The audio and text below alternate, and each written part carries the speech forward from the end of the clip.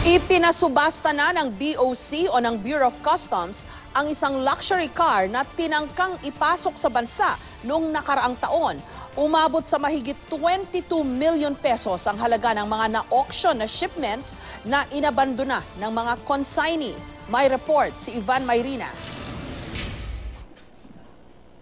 Isa ang Jaguar XF na ito sa mga isinubasta ng Bureau of Customs o BOC ngayong araw. Galing ito sa bansang Kuwait at pinarating ng isang Nasar Mansur Al Sayed. Dumating ito sa Port of Manila noong September 20, 2015. Ito po sinulatan nila, nagkaroon po ng notice po ito ng abandonment. Hindi po ito tumugon at hindi po ito nakipagkita dito sa Bureau of Customs, kaya ito po isinubasta na. Sa patakaran ng Bureau of Customs, may 30 araw ang isang consignee mula sa araw na dumating ang kargamento para maghain ng import entry at bayaran ng kaukulang buwis base sa halaga ng pinarating na kargamento. Pero kapag hindi ito naasikaso, isa sa ilalim ang kargamento sa seizure proceedings at saka ibebenta sa pamamagitan ng auction na magiging bahagi naman ng koleksyon ng BOC. Ang Jaguar halimbawa, 1.6 million pesos ang halaga base sa appraisal ng Customs.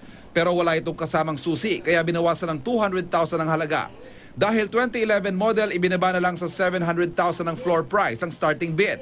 Sa pagtatapos ng auction, We have a winner. Automatic po na winner si Oragi Trading.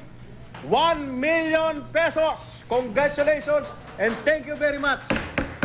sa kabuuan umabot sa mahigit 22 million pesos ang halaga ng mga na-auction na shipment na hindi tinubos o inabandona na ng mga consignee. Kabilang dito isa pang kotse, isang 1986 Mercedes-Benz na naibenta sa halagang 270,000 pesos. Ivan Mayrina, GMA News.